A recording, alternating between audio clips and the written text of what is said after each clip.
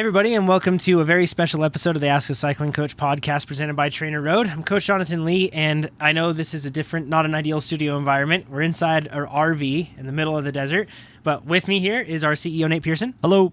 And we have a special guest with us, friend of the podcast, TrainerRoad user, an incredible athlete, 24-hour world champion, Sonya Looney. How you doing?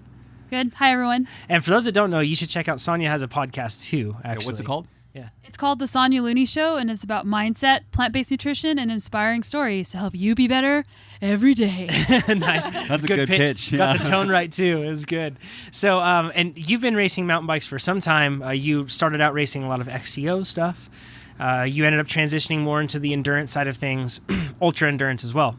In fact, like usually mountain biking, for those that don't know, usually it's broken down. So there's like short track, which is really rare. Short track is like a 30-minute event, but that would be a long one, usually like 15 to 20 minutes usually. Then from short track, you go to XCO, or Cross Country Olympic. That's usually somewhere around 90 minutes, give or take 15 to 30 minutes on either side. Then you go into marathon. That's usually like 30 to 50 miles-ish. We're talking somewhere around like a 3-hour race. And then there's ultra marathon, which that's like 100 miles, who knows how long. And then you also have done like crazy stage races across Mongolia and Brazil. I mean, all over the place too. So this podcast is going to be really focused on takeaways from endurance, ultra endurance racing, that sort of stuff, because we are actually here. Nate, do you want to tell them where we are and what we're doing? We're in the 24 hours at Old Pueblo. Mm-hmm.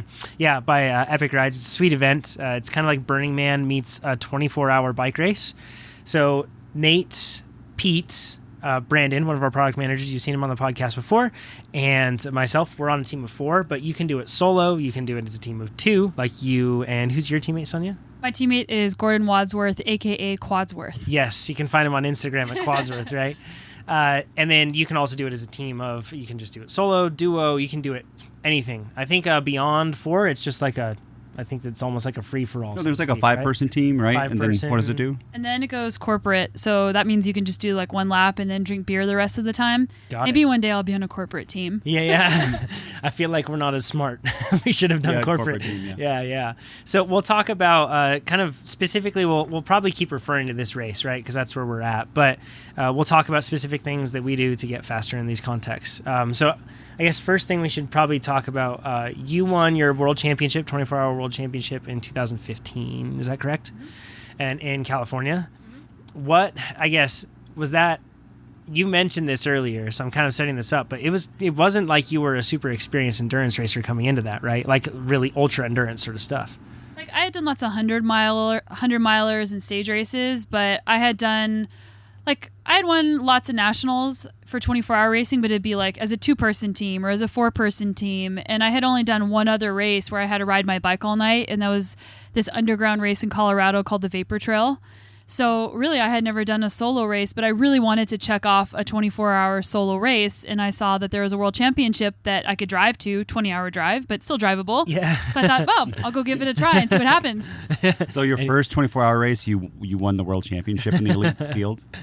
Yeah, and it was pretty interesting because unfortunately, there was people in the sport who were like big-time veterans in 24-hour solo racing. So I like Nat Ross and Rebecca Rush, I just called them up and said, hey, do you have any advice for me? And the main advice that they gave was to stop eating the sugary foods after a certain point. So what point? For me, it was the 8-hour mark, because I know that I can do a 100-mile mountain bike race on almost solely gels. So I knew that I would be able to handle it. But after that, I started switching to solid food. So what solid food did you eat after 8 hours? Pop-Tarts, gummy bears. Those are sugary. Sugary, but it's not as concentrated. I'd say that my go-tos were almond butter sandwiches and miso soup. Ooh, almond butter sandwiches. Would you put anything else in the almond butter, like jelly, or just like bread and... Yeah, jelly or some honey. Yeah, okay. Yeah. So it's still pretty carb-centric, but you're adding in fats and a little bit of protein. Mm-hmm. Does that help you with your stomach? I think so. I mean, I've never had any issues with gels and my stomach. I'm one of those like hard, I guess I have a hardened digestive system, but right. I wasn't about to test it out for the first time at a 24-hour race. You mentioned that earlier. So we are famously great at trying brand new things on race day. Which what I mean when I say famously great, I mean we screw up a lot with this repeatedly. Yeah. But you mentioned even the fact that for this race, you said So you're sponsored by Maxxis, right? So which tires are you running for 24 hours in the Old Pueblo? For this race, and this is also my setup at home, which I really enjoy, I run the Ardent Race 2.35 up front and the Icon 2.35 in the rear. And that Icon 235 is pretty big volume. I feel like for 235 even, it's pretty big. So, and you're running that here, right? And you mentioned, like, it was funny, you mentioned, like, it's just what I know, and I haven't tried the other options for in this sort of environment, so that's what I want to stick with. That's super smart. Like, meanwhile, I'm Smarter thinking than of, us. oh yeah, I'm thinking of all the things that I can just throw at the wall and see if they stick. 3/4 of our team are riding on tires we've never ridden before. Yep. There could be benefit to that too, though. Like you probably don't need as much bang for your buck as I'm riding. Like, these are the tires I use in BC. Yeah. But coming into the race, I didn't have the opportunity to ride. I mean, I've only ridden outside once since basically mid-December, so I didn't want to take a risk of like not being on my bike for a long time and then trying a new tire, because there's been times where I have put 2.2s on and it rides different, and I'll find myself sliding everywhere because I'm used to the bigger footprint. Yeah, so riding in BC, that's a technical place, right? British Columbia, for those Yeah. that don't know. Yep. Very technical place. Different dirt than here. How do you decide when you go to travel, like what tire? Because you can't pre-ride here, right? Like Pre-ride Mongolia. yeah, but and you yeah. probably can in your area. I don't know, maybe you can, but the dirt's different. How do you make that decision? I pretty much just use the same tires, to be totally honest. I mean, there are the odd times where I will run a different tire, and that comes from asking people who have done the event before or just stuff that I've read about it. But typically I just run the same tires everywhere, which, you know, is controversial for some people. If I know it's going to be really wet or muddy, I might change it up. But I think it's better to ride what you're used to riding. Yeah, that's a really good point, because even if the mud tire is going to be better for muddy conditions, you may not know how that mud tire rides. And that's something that I feel like a lot of people misunderstand. It's not like you'll be able to change your tire for the circumstances and everything will work perfectly. Like, you have to learn how to ride with that specific tire. I want to know something. So your first 24-hour mountain bike race, you win the world championship. What did that feel like? Yeah, it had to have been crazy. Because and two, at a part of the course, you knew you were going to win, right? Well, you can't really just make assumptions because anything can happen. But the interesting thing was the start was so fast, and I wasn't expecting that. And there was a lot of fast women at this race. Like, it wasn't a race without female competition. So there was women I just watched ride away from me on the first climb. And I had to tell myself, like, I know I can't hold that pace for 24 hours, and I'm going to try and ride the most steady race I possibly can. And after a few laps, I took the lead, and throughout the night is where I really got ahead. Like, I would only be ahead by a couple of minutes for hours and hours and hours, but really it's the consistency that matters the most. And I made lots of mistakes as well, and if I were to do it again, there's, especially with like battery life and things like that, I could have been more prepared. Right. And also, I only had my husband in the pit. There's just one person, which most people had 2 to 3 people, because the support person is a true part of your team, and without the support person or people, there's just no way that you could be successful. Yeah, so there were a number of key things that I'd like to run through there. First of all, you said battery issues. Are you talking about lights? Are you talking about your head unit? Are you talking like what? And head unit, I mean bike computer. Like, what things did you realize with batteries? Yeah, that's a great question. So I mean the lights on your helmet and the lights on your handlebar. So there's like different battery sizes that you have, like 6-cell, 3-cell, 2-cell, and then they have a certain battery life at high, medium, and low. So the anticipation of how long the battery is going to last is something where you wouldn't have to stop as many times, or I probably changed the batteries more than I needed to because I was paranoid about them running out. Got it. So that was probably excess stress on probably a very stressed mind and body going through a 24-hour race that you didn't need. What do you use now in terms of your light setup? You mentioned one on the helmet, one on the bike. I've used that setup too. Why do you prefer that, and like which lights do you use? I'm using the Light in Motion. I have a Stella on the helmet, which is an 800 lumen light, and then I have a Seca on the handlebar, which is a 2000 lumen. That's your setup. Oh, yeah? Yeah. Oh, good. Yeah. Online it says you can use the Seca on the helmet as well. It's like, so that'd be 2000 lumens on both, which I think might be a bit overkill. You might set bushes on fire. Yeah. Yeah. So when you have them set up on your helmet, do you change the intensity of the light? I've heard of a lot of people doing that. Like, they'll run one higher than the other to help with depth perception. So for example, like your bars will be low, but your head will be higher, that sort of a thing. Or have you found, do you drop the power when you go slow and pick it up when you go fast? What do you do?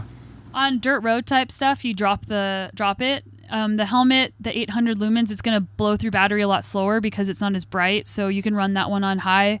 So I typically run the helmet on high, and then the handlebar one I modulate more to medium. What about if, because you're going to do tomorrow a 2-person team, would you just run them the whole time and then try to charge between laps, or you'd still that same strategy? I have an extra set of batteries, so I'll probably be running mostly on high, and then while I'm out, be charging the other set. So before I came here, I actually ran the batteries out while I was actually on the trainer to see how long that they would last. Yeah. So that's a good idea. To run through and make sure you know how long it lasts. How long do they last? I don't know off the top of my head. I think it might have been like 2.5 hours or something like that. Plenty of time. Yeah. That's how most lights are, Jonathan? Yeah, I find that like with my lights, they don't even make the lights I use anymore. So it's probably not worth saying, but they're called jet lights. But I think that it's like 1 hour on high, like really high, and then it has a medium setting, and that's 3 hours. And then I've actually ran it for, I think, 3.5 hours on low, and it was still going just fine. So I don't know how far into it. The good takeaway is to test it at home, but I think most lights probably for an hour laps or hour 10 laps, you're going to be just fine. Yeah. To not have to worry. What about, so looking back at the 24-hour, the experience you had with that, then how you basically implement now based off of that, what about, you mentioned a consistent pacing strategy. This is mountain biking. It's not like it's RAM, like Race Across America, where you can have like really consistent pitches. How do you manage the steep parts? Because that's like a big, out here, I think there's a lot of opportunity, at least on this course, for people to, and I'm sure where you were at in California, for people to kind of gun it every time it kicks up and get over that little pitch a little easier. Do you cut those out, and do you just try to like modulate the effort, let the speed be the speed? Or how do you work through that? Yeah, well, you know that feeling of, oh, this is a little bit harder now, or oh, this kind of hurts. Like on our pre-ride today, it kind of hurt a little bit more on the climbs because we were going a little bit quicker. Sorry. Yeah, someone's fault. Jerk. So yeah, in a really long race, whether it be 100-mile race, whether it be just if you're on a really long ride with your friends, if you want to last, try not to accelerate. Try to actually, I put it in an easier gear. I intentionally shift to an easier gear and just try and say, just ride a little bit easier, and it's going to be worth it. Yeah, that's super hard to do with mountain biking, right? Because you feel every little pitch and you just want to jam up it to get past. You said you made some mistakes for your first time that you would change. Besides the lights, what any other mistakes that you made that you would not have made or don't want to make anymore? I think having a second person in the pit, because it's really hard on that person because you're coming through every hour to hour and 15. So for them, it'd be nice for them to have a break. Yeah, we'll talk about our team, which is very, very possible that it's a very bad idea, whatever we're doing. But so we brought somebody as a Swanee for our setup, but we weren't planning on having that person down in the exchange area. So like, I guess in your case, it was 24-hour solo, but this year you're racing as a team with one other teammate, which is basically solo because you're constantly, switching off every hour, in this case, or roughly an hour. Would you have a person in the pit area over there? Or do you think that it's better to have a person back taking care of teammates wherever you're camping? What would you say? Like in our situation, what would you do? I would recommend having them at camp and maybe having the Swannier pay attention to what lap times are and setting an alarm. That way the person knows that they have 20 minutes to get ready or however long they think they might need. Okay, yeah, that's a good idea. And I think that we can follow timing live on this one. I'm not sure. I'm not sure if you know either, Sonya. But that could be extra helpful. But likely we're probably looking at somewhere around an hour and 10 minutes for lap times for us. Lower than that, right, Nate? Nice. That's right. Okay, nice. Do you know what our lap time was today? I haven't looked at it quite yet. No, but I think 1:15, about 1:15, and we're riding. We stopped to go to the bathroom and pretty stuff. easily. Yeah. Okay, cool. So another thing that I think is like little details as far as on team setup. How do you coordinate with your teammate? In most cases, it seems like a lot of these people are kind of meeting up here, like they're friends from different places, but they kind of come here together. Are there any, like, what are the conversations like that you have with your teammate? What are the check boxes that you're trying to run through with your teammate before you show up at a 24-hour race? I think number one, making sure that you have the same goal, because a lot of people come to 24-hour races for fun. Like they don't really care about winning or for performance. They just want to come have fun with their buddies. Yeah. So number one, like making sure everyone on the team is on the same page. And then, I think that's pretty much it. Like just talking about your goals and making sure they're in line. Yeah. That's huge because before this, like it's if you have one person that's not in it to go hard, if everyone's going hard, it kind of ruins the experience, but also the other way around. Yeah. If everyone else wants to be chill and one person's like the Yeah. crazy one who wants everyone to go fast, the chill level is just gone. Right, having that balance across would be good to have. What do you do to recover between these sort of efforts? I guess first we should probably talk about the equipment. How many kits do you bring? So chances are in this case you might do like 12. You might even do like 12 laps, 10 to 12 laps, I guess. How many kits do you bring? Do you change those out? How do you manage all that? The answer is I don't really know. I brought 7 kits because I have 7 kits, and probably during the day I might skip a few laps of changing the kit. But at night, 100%, I'll be changing the kit because you get sweaty out there on the lap, and then you come in and it's freezing and it's really uncomfortable. So being able to get dry and get warm is so important, especially at night. So when you finish a lap, let's say for the 2-person race, what's your you just finished? What are the steps that you go through? Yeah. Like right off the bike, what are the things that you want to do? So, disclaimer is the last duo I did was, I don't even know how long it's been. It was a national championship though, which was awesome. So my plan is to come in off the lap, immediately change, eat something but not a lot, eat a little something of some of the foods I mentioned before. I'm going to use my same nutrition strategy as I did in 24 solo, and then sit down and try not to fall asleep. But I mean, do you get out of your kit right away? Yeah, get out of the kit immediately. And that's to get out of the sweaty kits, then you don't get chilled, right? Mm-hmm. Yeah, and it's probably a comfort thing too. Like when you take your kit off, you feel like you can actually relax. You have, your partner's a fast dude, right? Yeah. So it's going to be, by the time you get there, you're going to only have 45 minutes maybe, right? Yeah, until you have to get ready again. I'll probably just put a fresh kit on, take off the wet kit, put a fresh kit on, and then put tons of warm clothes on top of it. And then we also have an elevated legs set, so we'll maybe do the elevated legs for 10 minutes or 20 minutes or however long. That's a smart thing to do. Do you use caffeine? Definitely. Yeah, I don't have any systematized way of using caffeine, but I probably won't be drinking coffee the entire time because that can be hard on your digestive system. But basically, when you need it at night, drink the caffeine. What about hydration? How are you? I want to go through both the on the bike because it sounds. You only have so much time to eat off the bike, so you're going to have to do a lot on the bike too, right? Yeah. And then what happens hydration-wise? And this course in particular is there's not a lot of spots to eat because it's twisty single track. There's cactus everywhere. Yeah. Yeah, if you take that bottle, when you're focusing on taking a bottle out, a small little bobble could be really bad. You guys didn't see it, but that almost happened to me. Yeah, it can happen. Yeah. Yeah, so I'm going to be trading off every other lap. So I use Goo Roctane products. So for one lap, I'll do a bottle with Goo Roctane. The next lap, I'll do water. And that's exactly what I do in 100-mile races as well. Okay, yeah. So that's stuff that you can process quickly, easy to eat as well. It's not like it's something where you're trying to work it out of a package that'll be really complex. The nice part, the goo packets are smaller, right? In the sense, so then you aren't spending a long time squeezing a bunch. But you're doing the drink, right? Or is Roctane a drink and a gel? Yeah, it can be. Are you doing the gel then, or the? I'll have both. So the reason why I trade off is to make sure that I'm getting enough water, and I'm actually not going to be carrying any gel packets. I use Goo flasks, and this is how I do all of my races. And it's smart. It's a really helpful tip because a lot of times, especially as a mountain biker, you don't want to be messing with the Goo packet. You don't want to be dropping any garbage.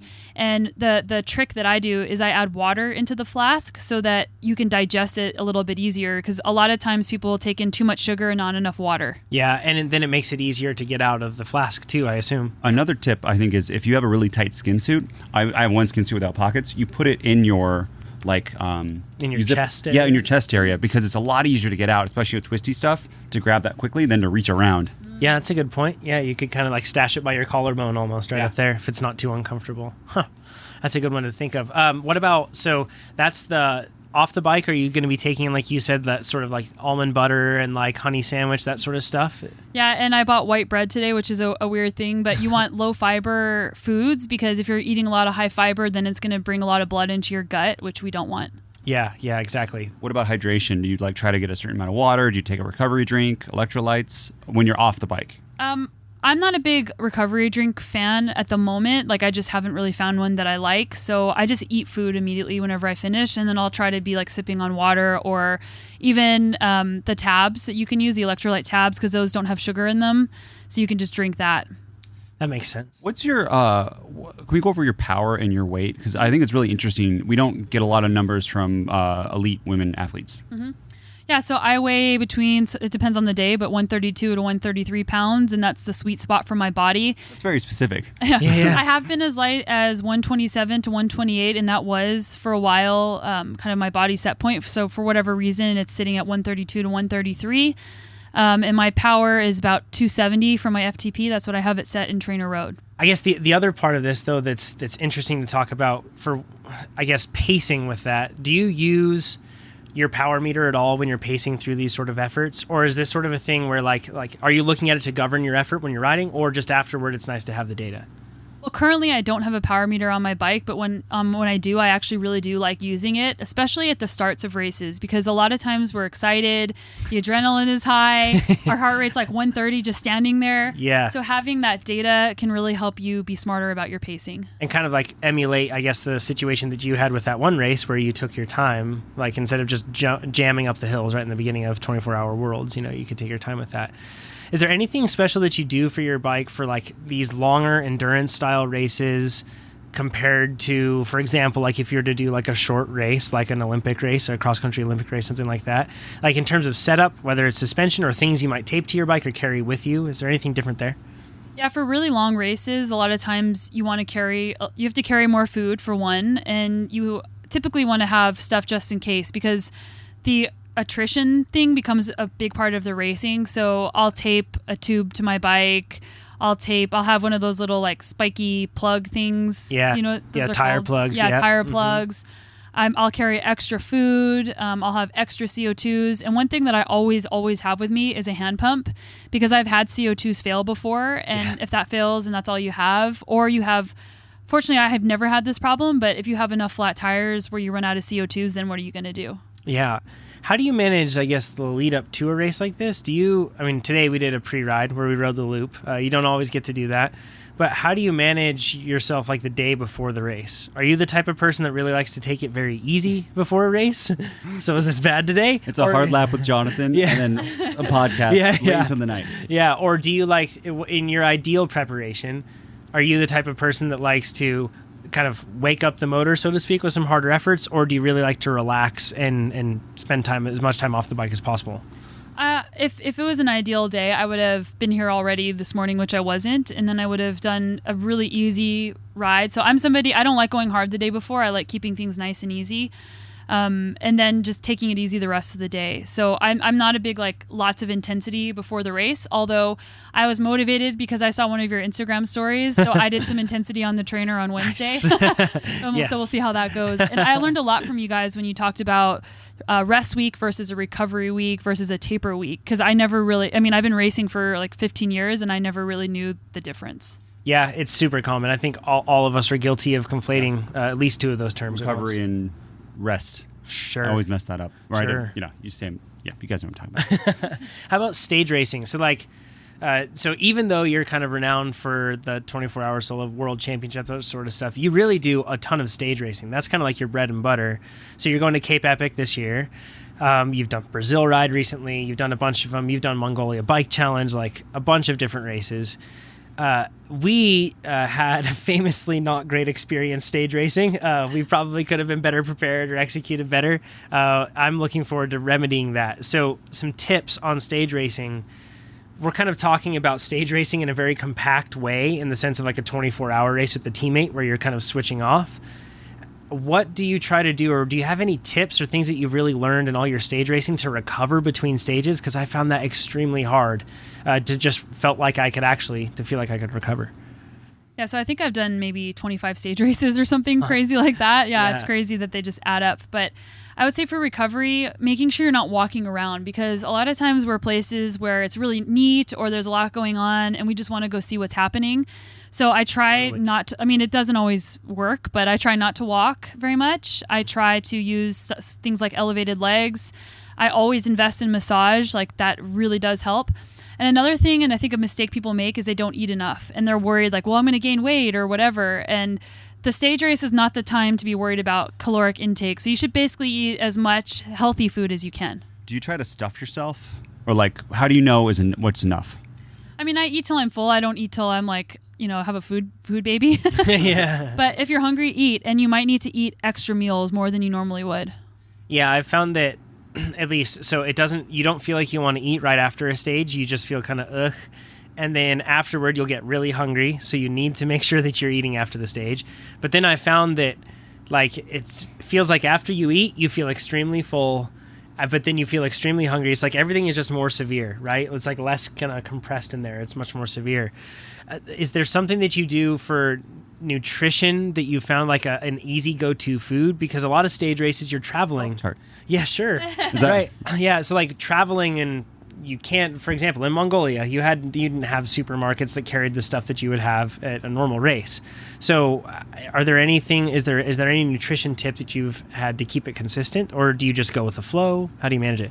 Especially for me, I eat a plant-based diet, so I have to be really mindful of what's going on. So I always bring my own jar of almond butter because it's actually hard to find that, especially in European countries. Bet. So I always have almond butter with me because you're always going to be able to find bread, and that's my go-to race breakfast. It's just like almond butter and bread with like jam or honey, and that always works for me. So I would say that. And then another funny tip is I bring my rice cooker with me. It's like a little mini rice cooker, and I've actually made my own food in hotel rooms at races because in some of the races, we are used to eating at certain times in North America, but you could be at another race or another country where they don't eat at that time. The rice cooker obviously doesn't work if you're camping in the middle of nowhere, but just bringing your own snacks is massively helpful. How do you recon for those events? That would be like, I'm such a nerd with that sort of stuff. Before a race, I want to know everything about the course. And like when it's a mountain bike race, in my mind, I'm just like, all right, YouTube, look for, point of view races, like GoPro footage of the race, right? How do you manage that when you've got something like Mongolia where it's really, there's not a whole lot to go off of? Is there a system that you go through? Maybe asking other racers? What do you do? Yeah, I mean, number one is you have to accept that you're not going to know everything and then just be okay with that. Number two, I try and look at things as a whole. Like, what is the temperature going to be like, for one? So for Cape Epic, for example, coming up, I've never ridden there before. I don't really know much about it, but I know that it's going to be hot, so I'm going to train for that. I'm going to ask other people what tires they run or what their experiences have been or what the terrain is like. And you can get a general feel for that because there's no way, even if you pre-rode the entire stage race, like you just wouldn't remember it. Yeah. So just getting a general feel for what the terrain and the conditions are going to be like helps you mentally kind of rest and just practice riding. Like I pretty much never get to pre-ride. So just getting used to that and saying, I'm going to be able to handle it. Now, something that I do is I always have the course profile. So some stage races gives you a sticker to put on your handlebar, but if they don't, I print it out and then I write down the kilometers or the miles of where all climbs start and finish. That way I know, okay, we have a 10K climb to go or whatever, because if you don't know that, then it can get a little bit harder because strategically, how do you do pacing? If you know you're better on the downhill than somebody, how do you know when to make your move, etc.? Yeah. Okay, you live in Canada and you said heat training. How do you do that? Yeah. It's February. Yeah. Very cold. Yeah. Well, I just signed up for the race not even a week ago. So I started I was already training without a fan in my garage. I keep my garage. I was keeping it at low 70s and now it's up to 77 degrees in my garage with no fan. And that came about because I did a physiology assessment and they decided not to turn the fan on. And my numbers were horrible and I felt I actually had to get off the bike and like lay down on the ground. Like it was crazy. Yeah. And they were assessing they could say what your temperature, your exhale temperature was. So I learned, wow, I'm really not heat adapted. So I already started working on that. And now I've started wearing more clothes inside on the trainer, and I've started dressing warmer in my house so that my core temperature is always elevated, which may or may not happen here at this race. Right. And then next week I'm starting sauna training. So after my ride, I will go and I'll sit in the sauna at the gym for between 15 and 30 minutes, but I'll just be sitting there. And the hydration thing is interesting because in science, and some of the scientific studies say you need to not drink any water because it increases, you have low blood volume, it increases the oxygen partial pressure on your kidneys, and then it increases like EPO and red blood cell count. But I'm going to drink water in the sauna. Yeah. So I've seen I follow you on Strava, and your name's great. You have like the best name in cycling, by the way. There's like no one else, right, in the world? Yeah, there aren't. Sonya Looney? Yeah, I think not. Yeah, totally so you follow her on Strava. Yeah. But on some of your TrainerRoad rides, you've been turning it down. Are those your heat watt rides that you do? Do you turn it down the power because you're like no fan and you have extra clothes on? Yeah, so the first couple workouts I was able to execute just fine, but I was doing like LT workouts with like a down jacket on. And then I found out that, wow, like I'm not recovering from these workouts. I'm doing this every day.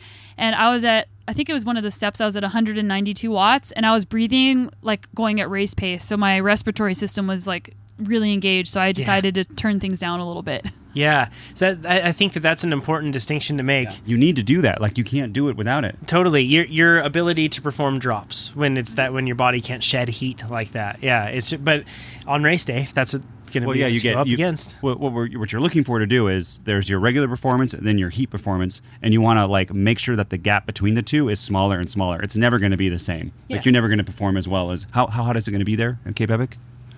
I don't know. Between 40 and 50 degrees Celsius, so over 100 degrees. Oh. Yeah, so you have to be prepared for that because that could be not only like a one where it ruins a stage, but that could be an entire race ender, and then you've gone all the way to Africa for nothing, which would be frustrating.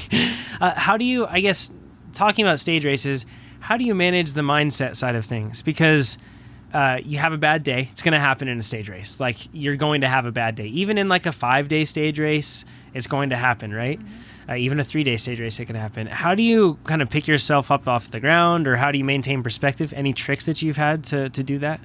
Yeah, and I actually think that I heard Amber say this on one of your podcasts as well, is that we all think, oh, everybody feels so much better than we do, but realizing that everybody's having the same experience. It's hard for everybody. And knowing that even that feeling that you have isn't going to be permanent, because you could feel terrible one day and feel better the next day. Anything can happen. So keeping that open, growth-oriented mindset of this isn't permanent and I know it can get better. And also, if you are able to, if it's not going well, try and figure out something else you could work on. So say you just have no legs or you just aren't having a good race. Say, well, I'm going to work on cornering this race, or I'm going to work on like meeting new people in the race or whatever, so you can turn it into a positive experience. What do you do like on the night laps? How do you get through those when you're like super tired? Do you have like a mantra, or you said it's all about being consistent and you were like 2 minutes consistently ahead? How do you manage that? Like, because that's where on the race that people lose a lot of time. Yeah, if you look at night, everyone loses time at night. Oh, well, not the fastest teams. Right. Or they lose less time. Right. Yeah, exactly. And it's normal to be a little bit slower at night, but if you can be consistently the same speed at night, that's kind of what you're going for. For me, I just love people, and I love like cheering for people and yelling at people. You can tell on the ride. Yeah. So like at night, I turn that up a notch. So every time I see somebody, I like output a lot of energy to get it back, and it's like a transaction, because if I can interact with somebody, that wakes me up, that makes me excited, that I can cheer for them, and I just had an interaction. So I feed off of that. I hope to see you then. Yeah, exactly. Give us a boost. That could be helpful. She's probably going to lap us, so I could see that happening. Yeah. About that. Man, we've covered quite a lot. No, there's one thing I want to talk about is on some of these stage races, you race as a team. And on the ride, you guys were talking about it, and you were talking about strategies for picking if it's two women or a woman and a man, how to pick your teammate. What do you do?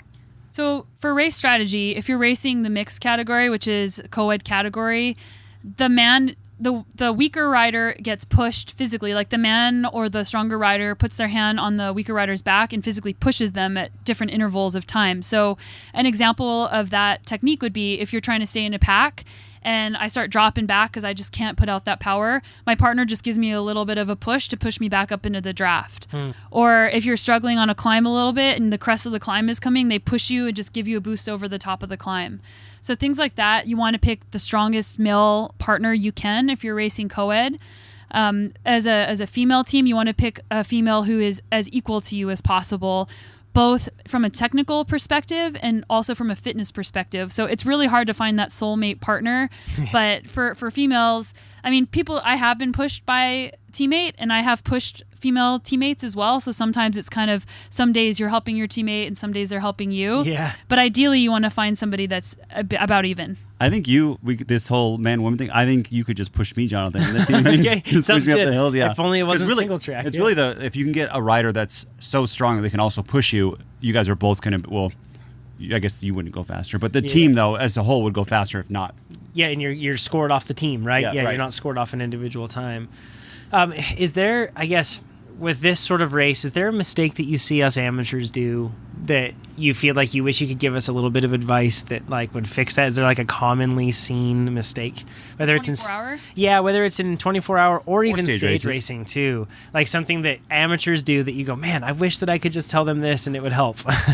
Yeah, you don't need to start so fast. Like so many people, it's incredibly hard to not start too fast. I mean, I admit that I do it sometimes as well. But if you can just hold back on that start and just realize I'm not racing for an hour, I'm racing for 8 hours or 24 hours, and just say, can I go this pace for the entire race? And if the answer is no, then you should probably back off unless you're doing something that's like a strategic move. Yeah, so on a 4-person team, we were planning on going fast because then we can get kind of ahead of some of the riders because passing can be hard, right? Mm-hmm. Is that a good strategy for the first lap, at least, for the first 2 people at least to go hard? Yeah, do you think that, like in this sort of a case, so for 24 hours in the Old Pueblo, it's you genuinely have a mad dash on foot.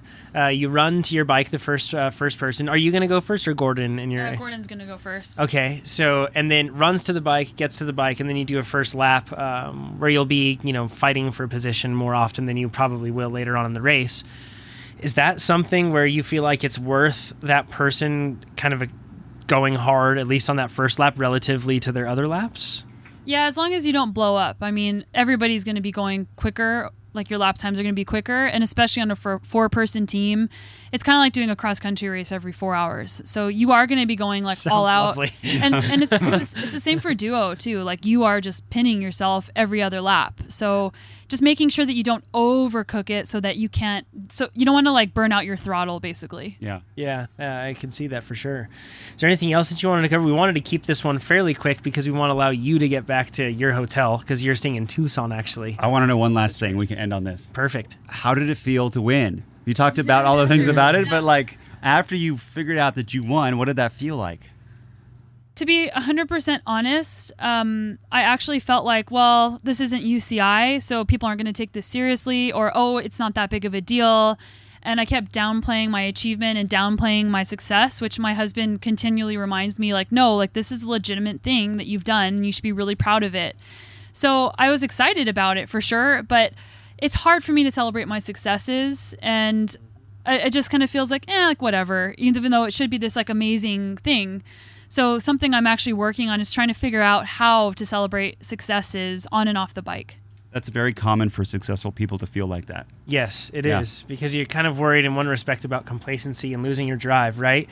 Like in the sense that if you stop and celebrate now, and we have a pattern of being critical of ourselves, hopefully it's productive, not counterproductive. They often say, I'm in like entrepreneur groups, and people like, how many people here feel like a fraud? 80% of the people raise their hands, right? Right. And they're all successful people. They have that same thing. I got lucky. Like, oh, it didn't count. It just all these things lined up, but everyone else here is really doing it. But it's not true. It's not true. Yeah, it's not true, right? Like. Yeah, owning your achievements, I feel like it is not only, it's an important thing on a lot of levels, and it takes a lot of, I guess, honesty.